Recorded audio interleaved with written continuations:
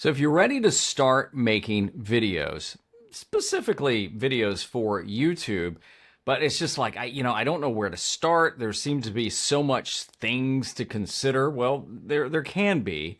But what I thought I would do in this video, by the way, my name's Kevin Colby, is just go over several things just to consider. You could think of this like as a checklist. Just things to keep top of mind as you're getting ready to start your first video. Now, maybe you've been doing videos for a while and you want to use this as a refresher, that's fine. But it's really more for somebody that, they're wanting to start, but what? And so I want to go through some things. And first of all, let's talk about location. Like, how might you want to do your video? Now, again, I'm not necessarily going to go in a specific order. In a minute, we're going to talk about gear. But first of all, I'm thinking about location. So for example, I shoot the majority of my videos in this space. This is a former bedroom. It's an 11 by 13 room. I have no idea what the square footage is because math ain't my thing. But I have it set up like right now I'm recording at my desk. I have a camera over my monitor and I record. I also have ways I can shoot other locations, if you will, within inside the location, inside my office. So maybe you have a spot in your home or your office or wherever that you like, this will be my place where I want to create. Because I do think there's something about having something set and ready to go so you don't have to recreate the wheel all the time, unless you really enjoy that. Another thing is, do you want to be on the go? Do you want to be out? I know of a guy, I don't know him personally, but there is a guy on YouTube, and I think he does financial news and trends. He shoots on his phone in his car. That's it. I mean, talk about extremely stripped down, but it works and it's effective. Not only works for him, but evidently his viewers like it as well. Heck, when I first started doing YouTube on this channel, you can go back and look at them if you sort my videos by oldest. I used to do this thing called the drive-in. And at the time, when I worked in TV, I would be driving in and I'd mount my phone on a little holder on my dash, and I would just record some videos driving in. See, I even gave it a title. And that's how I did it. So your location can also kind of become, if you will, a character of your video. It doesn't have to do anything like this. I mean, some people may think this is too cluttered. I don't. Thank you very much. I like it. Everything has meaning to me here. So think about your location, where you want to shoot, where you want to create. And let me share this. It doesn't have to be ultra big. One of the things that blew my mind in television is that TV, a camera can make things look a lot bigger than they really are. And I was blown away once years ago when I traveled to New York and I got to see where The Tonight Show was shot. And it's small. I was shocked, and it's small. So don't think you've got to have a mega studio. Just think about your space. You want to think about soundproofing, is it going to be noisy? Do you have it all to yourself? And then you kind of can shoot around that. Something else is ideas. Every video should have an idea. Now, granted, you can, and I want to be careful here. If you've never done a video and the thought of video is freaking you out, but you really want to do video, make that your first video. Just talk about your experience. Talk about why you want to do this. Why you want to start a YouTube channel. It's okay. But ultimately, your videos are based on ideas. A lot of times I get my ideas from comments. Somebody will leave a comment, they'll have a question. I'm like, that's pretty good. Or I'll do some research. Or it's just something I feel in my bones. The couple of videos I've done on the cool Apple Notes features, I had played around with those and thought, dang, this is kind of cool. I ought to do a video on it. There was my research on that. But I have those ideas written down. Now, I keep all of my ideas in Apple Notes. It's what I use. It's just easy for me. I have a folder called Video Ideas, and then I have other folders for journal and quotes and Bible verses I've run across and things I'm doing for clients and hodgepodge different things. Measurements for things, like we may be looking for a refrigerator. I just drop all that in Apple Notes. I like it. And I really like the feature that now I can just talk out a note. But it doesn't really matter what you use. You may decide to use something physical, like a journal. And I did a whole video about your niche and how I've on and off kept journals for years. I don't write down as much as I did now because, quite honestly, as you get older, I don't know if it's arthritis in my thumbs or something, but I find it easier to type than sometimes write. Plus, my handwriting is not very good. But think about your idea. And what I would recommend is don't discard any idea. You never know if that might become a video. So again, I keep tons of ideas, and occasionally I may go through if I've kind of, changed gears, like if I'm not really into AI tools anymore and talking about them, and I've got a lot of ideas about that, I may archive those. But I would just, when you think of it, however you can do it, and there's other note-taking devices out there. Again, the reason I like Apple Notes is because I can use it on my Mac Mini or my MacBook Air or my phone or even my iPad. I got a lot of Mac things. Another thing is recording. Like, how do you want to record it? And there's so many ways of doing this. You can record into camera. So like I have 2 Canon cameras and a GoPro and a DJI Osmo Pocket 3, which is a phenomenal. And I also just picked up a small Canon point and shoot. And I can record into camera on all of those, meaning it's an SD card, I hit record, I'm done. But what if you want to be at your computer like I'm doing right now? Well, then I'm going to recommend the sponsor of this video, which is Riverside. I'm actually recording this video right now inside Riverside. I mentioned my camera is mounted to my desk. It's actually going into my computer. I can just start the record on Riverside and I can be recording in no time. After the fact, Riverside has all these tools. I can do different things. I can edit in there. And even if you're new to editing, we're going to talk about editing in a minute. Even if you're new to editing, it's really easy to edit in Riverside because they have something like text editing. So if I say the wrong things here, I can actually highlight the text, hit delete, and it cuts that from the video, which is pretty sweet. But I'm also a timeline editor. So I like to go into the timeline and cut and trim and things like that. And it's easy to do that in Riverside. They also have a lot of other tools where you can enhance your voice. You can cut out ums and ahs. And they have this new feature called Co-Creator, which then can take your video after you've recorded it.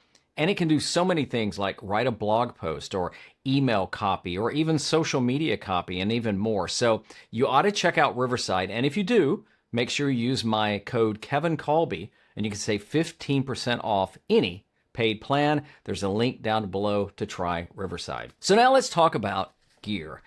And this is not about the best at all, period, because there ain't no best, period. I saw somebody the other day say, well, I really want to start making content, but I don't have a camera. I've just got an iPhone. I jokingly said, well, don't tell anybody, but that's a camera. And it is. Now, right now, my iPhone has my notes, which you can't see because it's blown out, for this. Remember we talked about notes earlier? I have bullet points from this. I don't script. But your gear is important. Now, I used to kind of say, yeah, you don't want to use like a webcam or a built-in face cam, if built-in camera into your laptop or something like that. They're not the best, but you know what? If that gets you started, go for it. Now, personally, I wouldn't spend a lot of money on a high-end webcam when I could get a camera, and that's me. I mentioned my cameras. Now, I'm shooting this with a Canon M6 Mark II, just in case you're keeping score at home. It's a discontinued Canon camera. Thank you, Canon. And I have a Canon M50 Mark II, which is back there on the shelf. I'd buy both of these cameras again, just because they're discontinued. They're great cameras, and I have different lenses and things. I recently bought the Canon PowerShot V1. It's a small, like, point and shoot camera. I used to have an older one, and I really like that. It's just the lens is built into it. But again, an iPhone is a camera. The DJI Osmo Pocket 3, one of the best pieces of gear I ever bought. I also have a GoPro 9. It collects more dust than anything. But my point is here, you'll need some kind of camera for your video. Don't worry about, is it the best? Just think about, is it something I can use to capture it? And what you're going to do with it and where you're going to be, going back to the location thing. So I've done a whole video about things to think about before you buy a camera. You ought to watch that. I'll put a link to that down below. Another one is mic. And maybe I could have put mic before cameras. Mics your audio is actually more important than your video, period. Here's what I mean. Think about your own viewing habits. But most people will put up with really bad video. But if they can't hear you, they'll probably stop watching. I've seen videos that are older, that are, square, 4:3. They aren't 16:9. Almost look like they're 12th generation VHS. And I don't care. There's something kind of nostalgic about that. But your audio is extremely important. Now, here's the great news. You can get really good audio without spending a ton of money either. Like right now, I'm using, here, I might cover your ear. It's going to get noisy for a second. I'm using a $99 mic. It's the Rode, put it back up here. Get it out of the frame. There we go. There we go. Sorry. Oh! Ha! See, it came off my boom. Ah, how funny. All right, there we go. I'll leave that in. How about that? There, no charge for the blooper. I have the mic I just showed you. I have on a boom arm over the monitor, but that is it's the Rode Video Mic Go 2, $99. What I love about it is it just plugs right into the camera, and it'll also, you can use it on an iPhone. You can use it on the DJI Osmo Pocket 3. I even did a video on that showing that. It's a great sound. So it has multiple uses, but you can also go wireless. If you go wireless, Rode and DJI to me are the absolute best. I do have the DJI wireless mic 2. It is really good. It's a little pricey. It's a little good, but the Rode video, is it the Rode Go or the Rode Go 2 or something like that? I sold those, but man, they're great. And again, they're wireless. You can use them with your computer. So see, if you're shooting at your desk, you can just plug the mics in and they're really good sound. And there's so many different things you can do, and they're getting smaller and smaller and smaller. I think DJI even has one of its Hollyland where it just clips right here and it's tiny. It's like itty bitty tiny. You can't see it. But again, I would invest something in it. Now, if your budget is extremely tight, like very tight, and you just don't have the extra money, then use your phone and just get as close to your phone as you can. So like when you're recording, make sure like it's this close, because the mics have gotten better in the iPhones. They just have really gotten better. And I lost my notes. I started a new one. And when you do that, it's better than no audio. I'll put it that way.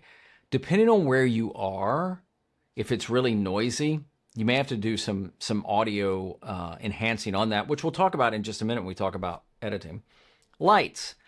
Think about your light. Now, like right now, I have a light mounted on my desk, and it has a remote, and I can do this, and it's that easy. And it also, I can dial in the temperature and things like that.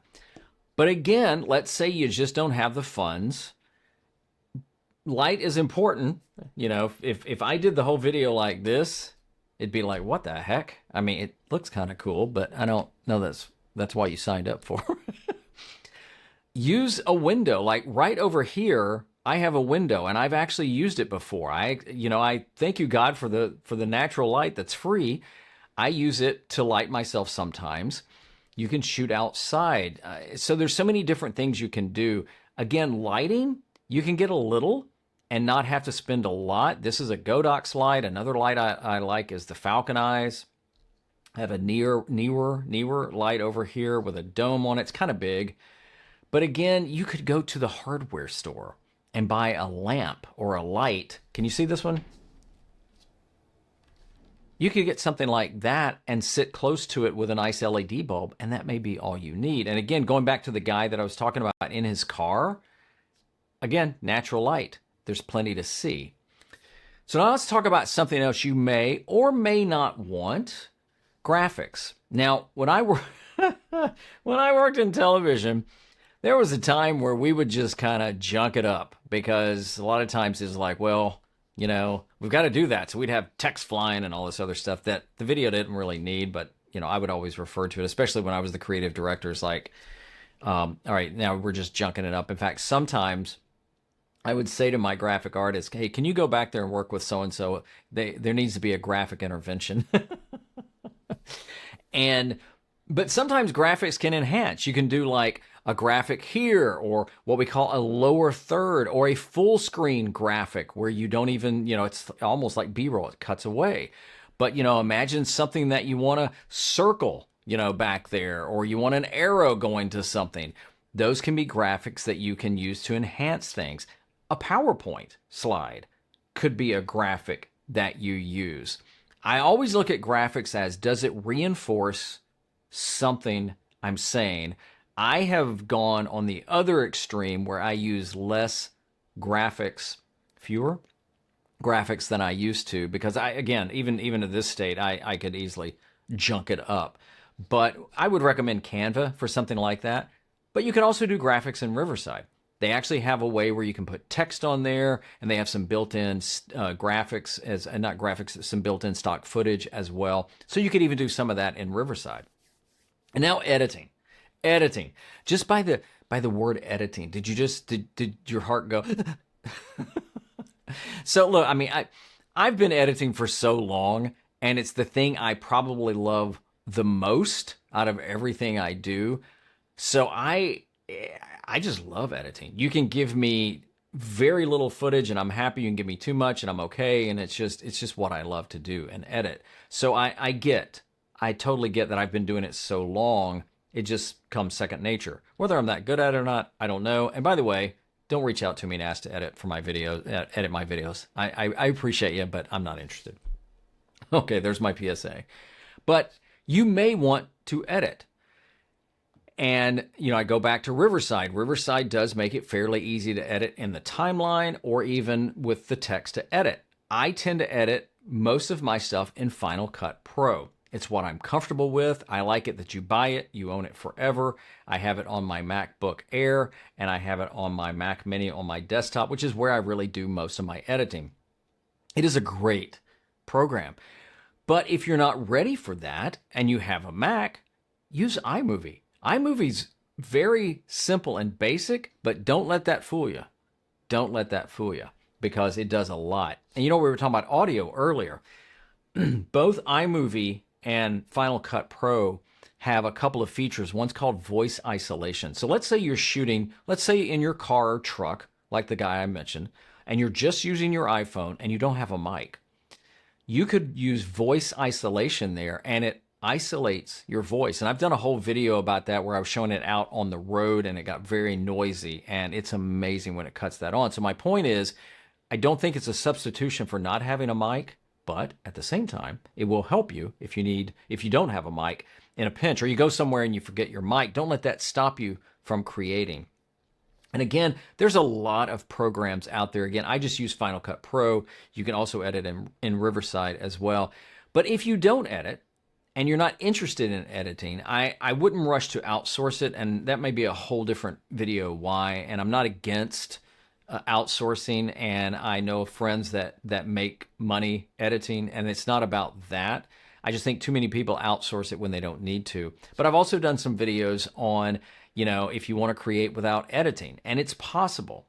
And I think sometimes what you may need is just getting that thing recorded and onto YouTube just to say, I did it. You know, it's kind of like the first time you do something you're kind of scared about, and then you go, didn't kill me, and I liked it, and let's do some more. Because even with YouTube, you know, putting in the reps, trying to do some, trying to get used to it is only going to help you create and grow and grow and grow. So I hope this list help you. I mean, it's probably not exhaustive and it's not in any particular order. But again, if you're just kind of thinking through it, it's like, oh, okay, I didn't think about that. I didn't think about that. And, you know, let me know. I can do other videos that dive more into each one of these as well, and the other videos I mentioned too. So I hope this helps you just create, and I hope to see you on YouTube. Thanks for watching.